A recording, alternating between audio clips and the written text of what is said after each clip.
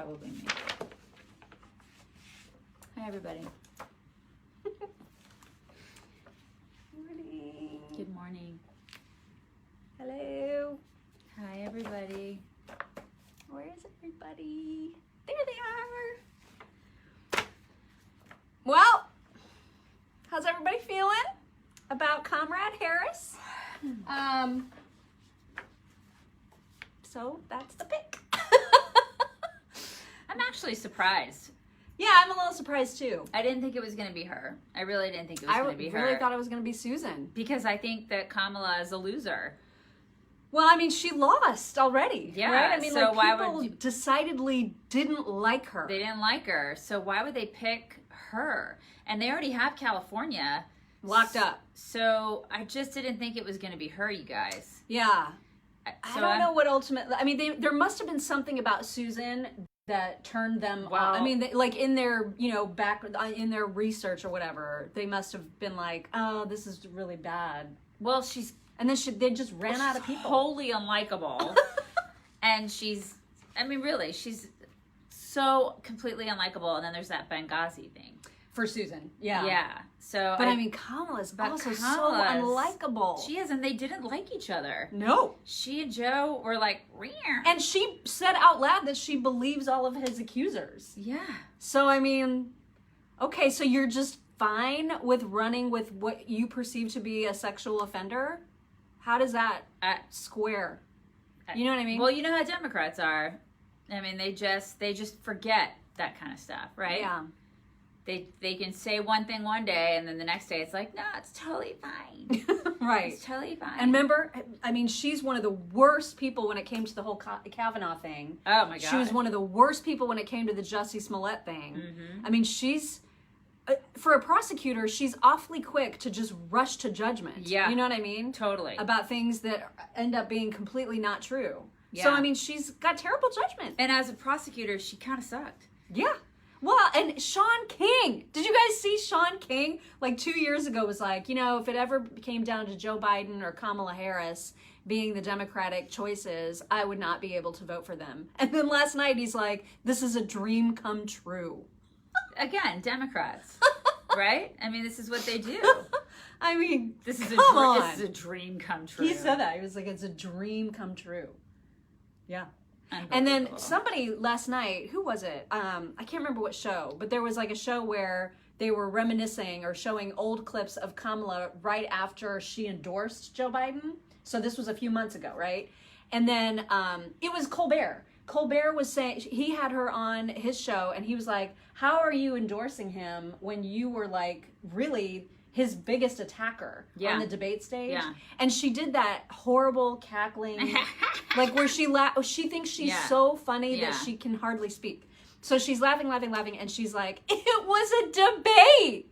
It was a debate. She says it over and over again, like to the point where it's just weird. And he's looking at her like, are you going to say anything other than it was a debate? Yeah. And so finally she says something like, of course this is how debates work, and you say what you need in order to win the debate. So that's how, in case anybody's wondering how she's going to handle that question, now. She's going to always say it was a debate. It was a debate. It was a debate. It was a debate. I basically, he's a racist and he's a sex offender. It was a debate, you guys. It was a debate. That was just a debate. It's totally fine. That was debate, Kamala. It's totally fine. I don't know. I think this hurts their chances. I don't think it helps. I'll just put it that way. I'm not sure if it hurts, although there are Bernie supporters who are pissed. What do you got? Where's your big face? Where is it? Is it? I don't know, because the other day... Is it over here? Okay, hold on. We really needed the big face. I need to have him over here. Yeah, he needs to be over here at all times. Okay. What do you got? What do you got? So a bunch of his supporters, man, are not happy. They're pissed off. But what's crazy is that, did you see too, the New York Times called her a pragmatic moderate? That was how they announced this decision. Joe Biden has chosen the first, black female running mate, blah. and Kamala Harris, a pragmatic moderate. And I mean, I laughed out loud when I read it. Yeah. I actually laughed out loud. Because it's just blatantly untrue. Yeah, and meanwhile, there's other people saying she's the most progressive VP ever. Just report whatever you want to report. It's the American media. Just say whatever the hell you want to say. That's how they roll now, right? Just make it up as you go along.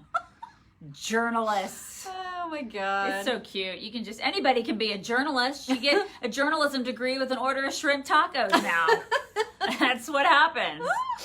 So anyway, this is going to be exciting next few weeks. Yeah, right? It's going to be very exciting. It's going to be neat to see Kamala and Mike Pence debate.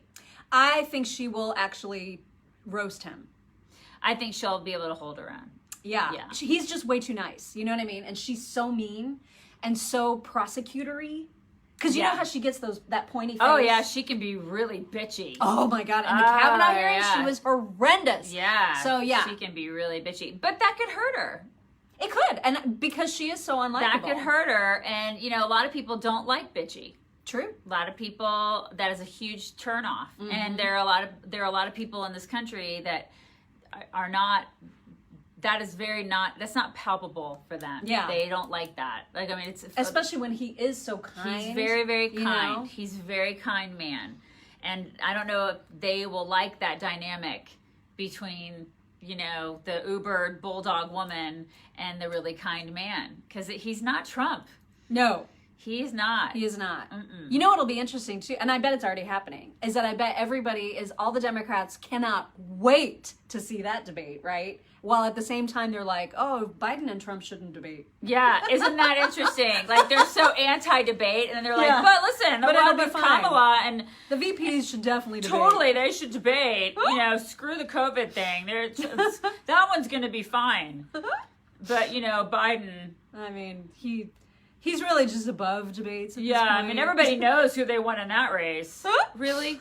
Oh, my really? gosh. Yeah, it's going to be funny to see how they spin all that. Yeah. Yeah. I don't know if this morning a watcher of ours is watching today, but if you missed her husband sending us like a really awful email yesterday, we created a Wall of Shame post out of it because it was so... ridiculous. This guy just writes us out of the blue yesterday and is like, my wife listens to you. I don't. But I mean, she does. Mm-hmm. And you guys are like racist, and Black Lives Matter is not a terrorist group. Oh my God. He was crazy. He called us everything. Like, we're just dumbasses. Yeah. And he called us all these names. And I wrote back to him just one line. And I was like, listen, please extend our sympathies to your wife for having a terrible choice in men. That's all I said. Mm-hmm. After he called us like a million names. Mm-hmm. And then he wrote back and he was like, I can't believe how childish and immature you are. Yeah. After he called us everything. That was my favorite. Anyway, I don't know if his wife is in here. Godspeed, woman. Yeah. Because find a divorce lawyer, lady. Like, for real. Like, I'm sorry. If you can't, you need to escape that. That sounds awful. Normally, I wouldn't say that to people, but after all we've been through with him, like, I'm sorry, but I want to extend you all the grace, but get out of that. I mean, get out. You can do better. Run. I promise you. Run far away. There are men who are, like, not as psychotic. Believe me. For real. I don't know how people do that. I just don't know how they do it. Because I showed you this morning how his tone completely changed after the Wall because he got called out for being a scumbag. And then he was trying so hard to, like, be all Ashley Judd word-wise. You know what I mean? Like, he's trying to sound like this intellectual, but saying the dumbest shit, you guys. This is liberal men in a nutshell. This is what it is. It's like how you're like, it's like liberal men in a nutshell. Because this is how they are. Because they're like, oh, we're compassionate and tolerant. We love women. But they are the first to come after us and call us every name in the book and try to demean us. Liberal men. This is what they do. You're not men. It's like, you're not men at all. And he's like, I don't know what a soy boy is, but I can guarantee you that I'm not one. Yeah. I was like, well, then how do you know? Yeah, you're not a man is what you're not. Oh my God. It was, anyway, so there's like 2 Wall of Shame posts yesterday, that's a lot. Yeah. They're the first ones to try to tear women down. And I can only imagine what that woman's life is like. But he assures us. Oh. You know, they have this like. Oh, they have a really close relationship, really I'm tight. sure. Sure, it's because he had to say that. so much after we called him out for being a complete asshat. I mean, wow, that guy. Yeah, just it's gross. And then he went on to say, like, because remember, the very first email he sends started with, "I don't listen to you, my wife does." And then he went on to say, "Every day when I listen to your show, I just hate what I'm hearing." Yeah. So pick a lane. I'm sorry that you don't like women, okay? Sorry that you have a problem with women. I'm sorry that your mother didn't love you. I mean, honestly, like, go get some therapy. You guys, Ilhan Omar won her primary. I mean, that means the entire squad. Everybody is won. You know, we were talking about this a little bit before we got on with you guys. And, like, she won, and so she's freaking out about that. And I said, then there's, like, this QAnon person who won a primary. I think this country right now is so far left and so far right. And I think, like, we are somewhere, like... if this is left and this is right, we're like around here. Yeah. Like, but then there's some people that are like way far right over here. Yeah, and that concerns me. And then there's some people who are way far left. And it's like the divide is growing so deep that also is a concern to me. Like, there is no middle anymore. There used to be a middle. Don't you think? And what worries me too is that the craziest among us are now running. Because you kind of have to be a little crazy to run at this point. You do. And so now we're seeing the extremes on both sides who are ultimately going to lead. And that's what's really freaking me out. Yeah.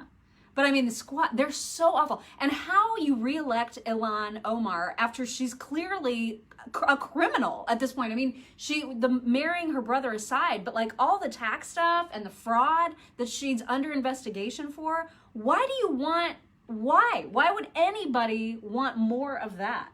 Like, why would they reward that? Well, I don't, because a lot of people nowadays just vote based on how you look and how much melanin you have in your skin and all these ridiculous reasons. Like, they just base that she looks like me, so I'm going to vote for her. It doesn't matter like what policy she has in place. I thought her challenger though also was Muslim. I thought. Maybe, I don't know enough about her opponent. I know that they outraised her money-wise, but then of course AOC yesterday put out her little video saying it's primary day and you know they can outraise us but they can't out-organize, and so everybody needs to get out there. I thought she had a lot of black challengers.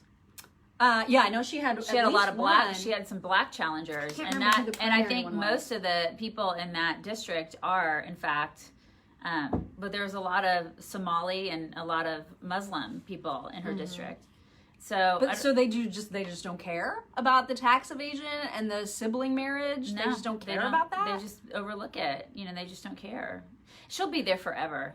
That's what's so disgusting. And she's going to set up camp and she's going to get rich, just like all of them. Yeah. She's going to get rich. The whole squad will. Yeah. They'll all get completely loaded. This is how it works, right? They'll become the next, Pelosi's.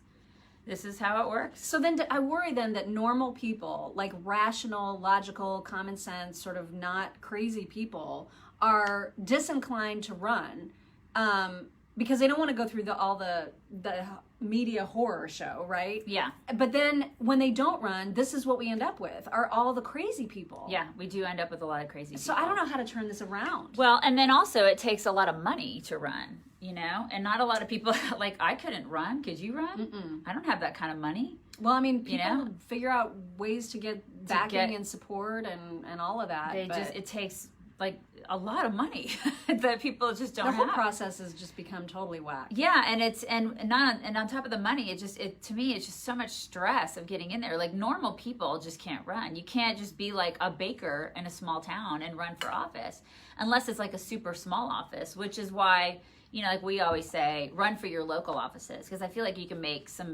a little bit of a difference, a lot of a difference really, in your very small local offices. At least you can get that going.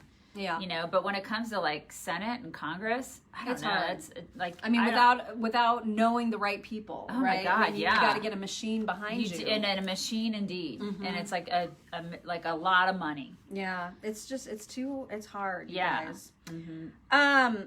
I'm so relieved and excited to tell you that there is a new t-shirt campaign. Oh, thank God. I mean, I'm really excited about that. So this t-shirt campaign is, of course, started by celebrities. and they are very, very important. As you know, celebrities change things for everybody. So right now they are demanding justice for Breonna Taylor, who, by the way, deserves justice. She does deserve justice. And definitely, you know, when a hashtag campaign doesn't work, you got to step up your game. You do. When just a hashtag won't do the job, you go full on t-shirt, man. Yeah, and I'm so glad that celebrities are doing this. I mean, yeah. Thank God. Thank God. So we're talking Jessica Alba, Regina King, Olivia Wilde, Tracee Ellis Ross. There's others. There's all kinds of stars who are now wearing t-shirts that say, "Arrest the cops who killed Breonna Taylor." Oh my God. So this will get the job done. The t-shirts will do it. In fact, if they would just start wearing t-shirts that said "End Racism," we could just be fine. Racism, everything would be I think fine. It would just go away. It would totally go away. I don't know why they haven't done this yet, because obviously that is the solution. Yeah, you know, it's interesting. There was an op-ed, I think, at the New York Post that I read the other day, and it was talking about Blake Lively and Ryan Reynolds and how they did that whole, oh my God, we're so apologetic for having our wedding at that Boone Mansion or Boone whatever. Yeah, that was, I guess, once a plantation. And they just went out of their way to just, oh my God, we suck. We're like the worst people ever. We're so awful. And then we had to get married in another place a couple years later because, you know, we just felt so bad. We did. We have such remorse, and we're so fragile. And so they did that. Well, the op-ed talked about how these celebrities are making this all about them. Yeah. Because they can't go 5 seconds without making everything about them. It's so true. Which is exactly what this t-shirt campaign is all about. Exactly it's like, right. you know, yes, we all want justice for this girl. What they want is attention on Instagram. Right. They want likes. So they have to have the t-shirt that says, look at what I'm doing, because it's all about me, you know, because me. And look at me getting married again in this place and me telling you about it. I can't just do it on the down low. I have to tell you all about it because look at me. Because it's all about me, because I'm the celebrity. And it was brilliant. I mean, the op-ed was brilliant because I'm like, yeah, I mean, that's exactly, because celebrities suck. They're so self-absorbed. It's like, shut up and go back to your mansion. It's like when we went through all the stuff with COVID in the first couple months, and they were all like, look at me. I'm like locked up and I'm in quarantine in my giant mansion. I'm going to sing Imagine to you. Yeah. And that will make everything okay. Oh, yeah. I'm suffering so much. Oh, my it's God. Like, bugger off. You know? They're very important, you guys. Ugh. That's all you really need Actually, to know. they're not. If there's one thing that we've all learned in the past 4 months, they are so not essential at all. Yeah. Yeah. Listen, it's another day that my husband has hope about football. So the SEC, man, they're in it. I'm sorry about all you Ohio State people and all you Big Ten fans. Your conference sucks. What can I tell you? I know, right? But I mean, everybody was worried that like the ACC, the SEC was going to bow out when they saw what happened with the Big Ten, and they were like, they're not followers. We're going to do our thing because we're not sheep. My husband keeps saying, "Oh, I think they're going to follow suit," and I'm like, no, I don't know, man. Because I don't know, because I feel like football it's not just football. You know what I mean? It's like a lifestyle for people in the SEC. I don't think that people in the Big Ten understand how important football is to people in the SEC. I think probably the fans do. Oh, the fans maybe do, like, but like I don't. Like it's so important to people. Like it, when you have 106,000 people in the stands, like basically arm in arm singing Rocky Top, that's not just a football game. Do you understand? Well, and that's going to be the hard part, right? Is that we're not going to have the fans, and regardless, there has to be some fans. No, maybe just a few. How do you pick them? How do you pick the fans that get the to most go? important ones, Mock? So the celebrities in their t-shirts? No. I mean, maybe like season ticket holders, and like they're gonna have to. There's not gonna be fans. That's the hard part, is that there's not gonna be the fans. See, that's just gonna suck. It's really gonna suck. How are they gonna do this? What are they gonna do? I mean, they're just gonna play, and maybe they'll have fake fans, like baseball. I don't know. What, fake fans? I know you can't. How are you gonna have fake they fans? Got stuffed animals. Oh, dogs! Yeah, I mean, you can't. And you like singing Rocky Top, you can't do that. Like Rocky Top is you sing it like every 10 minutes. what you do. And you're kind of drunk, and you know, this is what this. No, it's going to be very different. But at least there's going to be games to watch on TV, right? Right? So far, I mean, I'm still. Now I'm cautiously optimistic because some of the coaches are, they're speaking out and they're like, listen, we told our coaching staff, we told our teams, if you mask up, if you follow the guidelines that we're setting forth exactly the way we're telling you, Gig 'em. we're going to play, right? Yeah. That's what they said. So how do they then go back? This was like a Pittsburgh coach, I think, who said, how do we now go back and tell them, well, sorry, you did everything we told you to do, but we're still going to not let you play? You can't do that. You can't. You can't do it. I mean, the Big Ten can, go do that. But, Then does anybody really care about Big Ten football? I mean, that's the thing. I feel bad because there's going to be. I know there's Big Ten people out there. I mean, we love you. We're giving you all the love, but I mean, really, SEC is where it's at. Come on, I mean, that's where it's at, right? So that's why Texas A&M came over, right? So I mean, that's the thing. But at least there's going to be something. And so my husband today is much happier. All right. Well, we'll see. I mean, it's another day. But he's also kind of gloaty, because yesterday I was like, listen, honey, it's not looking good. I don't think it's going to be fine. It's going to be fine. Don't let him get gloaty. He's a little gloaty right now. Don't let him do that because there's still time for them to say, we're going to back out. But he can't survive that. I know. So, I mean. I know, but he shouldn't get gloaty about it. Well, just with me. I think he's just gloaty with me. Yeah, don't let him get gloaty. So, but yeah. So that was a little bit of good news. Also, did we already talk about the meth girl with the eyeballs? Did we do that yesterday? We talked about that yesterday. Because we didn't get to it on our radio show yesterday. Yeah, we talked about that here. We didn't get to it on the radio. And did we talk about Lance Armstrong? Did we talk about Lance Armstrong with you guys? I don't think we did. Lance Armstrong has a bike shop.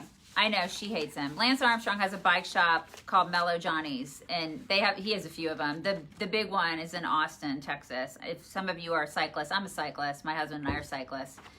I love that shop. I do. Not a fan of Lance Armstrong, but I do like his cycling crap. And I have a T-shirt that I wear from. I'm sorry, I have merch from his place. But anyways, he has a Mellow Johnny's, and they just ended a 5-year contract that they had with the police department because they were going to purchase, resell, and service bikes for the police. That's a 5-year contract that they have. They're ending it. Because of the whole defund the police movement. And they are still saying in their big announcement about it, they're like, but, we're pretty confident that when we need police, they're going to be here for us. Oh, yeah. So We'll what see. The hell? We'll see how that works out for you, Lance. And that's exactly how everybody defund the police people are. We're gonna see how that. I just want okay. I don't want it, but if something does happen, because listen, Austin is not in good shape, right? I mean, there's stuff happening in Austin. There's rioting and stuff like that. And if you live in Austin, let us know how it looks out there right now. But the last time that I was at our place in Texas, it's about an hour and a half away from Austin. We were going to take our kids to see Austin because we have a 26-year-old, and he and his girlfriend were there. It's his now fiance at the time. And we were like, you guys need to see Austin because it's pretty cool. We were going to show them Austin. We couldn't because there was so much stuff happening there, all the riots and stuff. Oh, that's right. We couldn't show them Austin because we were like, it's a shame, but we can't take you there because it's not safe. Well, you were there the week after George it happened. Floyd. But still, it's like it's not. I still wouldn't feel comfortable. Oh my God, taking things are worse. Yeah, things I still would not feel comfortable taking them there, and especially my 10-year-old would not feel comfortable taking her there. So, anyways, if something happens to his store, does he really? I mean, if I were a police officer, I'd be like, screw you then. I mean, what the heck? How dare you? That you support us and then you don't support us and then you want our help? I mean, how do you think it makes these cops feel? Well, it makes them feel like they do like Carmen Best felt in Seattle, where she was just like, I give up. Nobody here supports what we do. I'm out. I'm done. I am done. And that's Seattle. Did I say Seattle? Seattle, yeah. And I don't blame a lot of these cops if they just start fleeing. And then what? What's going to happen? Well, I mean, it's kind of like do you guys remember the video? It was shortly after it was during the immediate aftermath of the George Floyd, all the riots that were taking place that following week. And there was video of these defund the police protesters, BLM people holding their signs saying, what's the acronym? all cops are bastards, the ACAB signs and all that, literally doing that, stopping traffic. And then when somebody got out of their car, like to come up on them because they were pissed off, they were like, oh my God, call the police. This guy's threatening me. And I'm like, you're literally holding a sign that says all cops ACAB. are. Oh my God. I mean, these people are just ridiculous. They don't actually want to defund the police because they need the police. They just want to sound like they want to defund the police because this is the movement of the day, right? These people are sheep. Or they want to. You know, you hear it from like these, you know, these white upper class suburban chicks clutching their pearls saying, oh my God, you know, BLM and defund the police. Yeah, until something happens to your house, lady. And then who are you going to call? Who are you going to call? Gretchen? They're going to call a social worker. Oh, you're going to have a Gretchen. You're going to have a social worker come to your house, Gretchen. Because I want to see that. You know, I just want to see what happens when you call for a social worker. I mean, it's just... When somebody breaks into your house, you know? Or is like holding you up at knife point or gun point. What are you going to do? And at this point, like, how do people not see that all of the trouble is happening in Democrat-led cities? Like, how do you not see it? Mm-hmm. Well, because they just turn it. It's like not being able to critically think when the media is telling you all of this bull crap, because they do spew a lot of bull crap. And man, there are people, I have friends that are smart people that cannot think critically and see through the bull crap. They just can't. They believe it. They believe what MSNBC and CNN are telling them, and they're like, Fox is propaganda. Okay.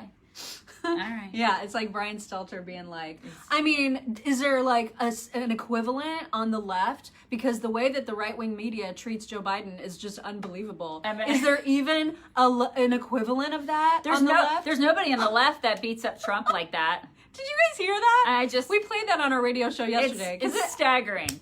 It just blows your mind. The lack of self-awareness. Or just, I think that they know. They just put the stuff out there to see, hey, let's just see if we can lie about this and see if it sticks. This will be fun. Let's see if they actually believe this bull crap. You know, and people are out there going, oh yeah. I mean. Oh yeah, totally. There was a friend of mine too on a Facebook post because I was talking about the whole Indianapolis the salon that had to shut down that we mentioned yesterday, and on that thread, a good friend of mine wrote and was just like, well, I don't really think that you can blame this on Democrats because like what would Republicans have done differently? And I was like, lead. Yeah, that's what they would do. Because Republicans were in charge 3.5 years ago in the city, and it was great. And it was Everything was great. And look around the country. Yeah. This is not a problem in Republican-led cities. It's just Republican mayors are not going to put up with this shit. No. They're just not. Mm-mm. And yet Democrat cities, they're in shambles right now. Yeah. It's happening all over the place. Yeah. Just open your eyes. I don't know what the difference is. I can't see it. It's so weird. Like, what could it possibly be? I don't know what it has. Let's paint a mural instead of actually, leading. Because I don't want to be called something. I'm afraid of being called names. That's leadership, man. That's what you do. What's up, Rob? Some weirdo woman said it looked creepy standing behind you yesterday. Well, I mean, where does she think you should be? She just said I'm just creepy. At least you're not sniffing her hair like you did. You know. I think that was the woman who was all mad that we thank people for presents. Yes. Oh yeah, she's a very angry woman. She doesn't like that we thank people for presents because she says it's like watching a baby shower or a wedding shower. Or she doesn't like baby showers. She doesn't like baby showers. Well, here's the thing: we're not going to not thank people for giving us gifts. No. Like if you can just fast forward or just skip that part, but like it means way too much to us to just ignore the fact that people are sending us lovely gifts. Yeah, there was somebody who was mad. I'm not going to stop doing that. God, when you go to a baby shower, are you that person that's like, I can't believe this woman's opening gifts in front of us? I'm so bored. God, like I only came here for the food. God, I can't believe, like, how dare she be pregnant? Gross. Anyway, so she thought you were creepy. Yeah, because I asked her, I said, well, where am I supposed to stand because the phone is not very big? Yeah. And so I said, or are you just saying I'm creepy in general? And she said, you're just creepy. Okay. Yeah. Here's an idea. Don't watch. Yeah, he's not creepy as much as he is pervy. Yeah. It's just, those are two different things. I mean, like I would not kill you. Right, he would never kill us. No. He just wants to have relations with both of us on a daily basis. We have to push him off. Yes, that's what. There's a difference. He's not scary. It's fine. Like, He he's doesn't not scare either one right. of us. I'm not No. scared We per just- se. No, not scary. Just pervy. Yeah. There were only. I sent you those 2 extra voicemails. Ah! It's just 2. It's not a big Oh deal. my God, he has to work. And actually, there's a new one, and I don't know what that is. So I'll listen to that and see if it's Probably me going, ah! right. Also, new episode of the Mock and Daisy Common Sense Cast comes out sometime today. If It you're is- an iTunes subscriber, Yeah. I don't know what happened last week, but it took like 2 or 3 days after the normal time for it to show up on iTunes, even though Really? it was on all the other platforms. Yeah. It was like on Spreaker and Spotify and You everywhere. guys, I have to let you know that at some point in this, you can't listen to the podcast near any children. The P word is used throughout, and it's not prick. No. It's the other one. Now, They're going to bleep it, though. they're going to bleep it. Okay.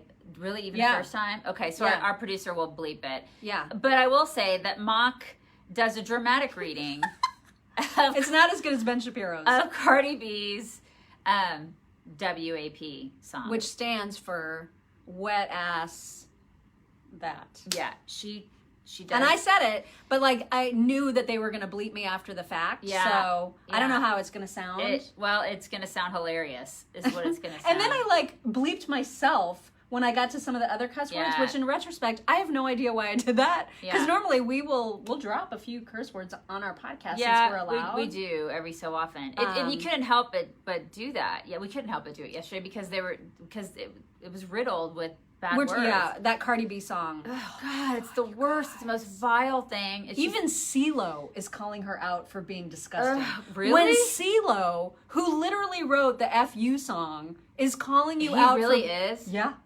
I mean, that's Wow. how bad that song is, you guys. It's just so anyway, bad. we talk all about that. Yeah, it's so bad. So it's culture rot, you guys. Yeah, it's Culture rot. bad. We are in a state of culture rot right now. Dark forces everywhere. I'm being serious. I'm being I know, serious. that sounded so, like, dramatic. It is dramatic. Dark forces. But it's true. It's true. It's kind of true. Another friend of mine from high school, we had a conversation about this the other day. Dark forces everywhere. I'm just saying. Go to church. That's all I'm saying. We gotta go. Yeah, we do. So make sure to listen to our regular radio show if you want more chicks. 9 to 11. WIBC.com is how you can listen to that if you're not right here in Indianapolis to turn on your radio. You can stream it live, or you can listen to the podcast after the I look fact. forward to that guy writing us back. Yeah, he went by Cody, Oh, which isn't Cody. his real name because of course It he's was not a going to use his real pleasure name. talking to you, Cody. Yeah, You're thank very you for making tolerant. us some money. Tolerant and compassionate, liberal man who loves women. Yes. And I'm going to pray for your wife. for real. Seriously. Keep her in your prayers tonight. Good Lord. Bring it in. Bring it in. Oh, there was that like whole jiggle again. Listen, I have it too. It's like right there. You see it? You go see like it? It's this. like right. There. It's like right. there. Right there. Guys, it's great being middle aged. Have a great day. Bye. Bye.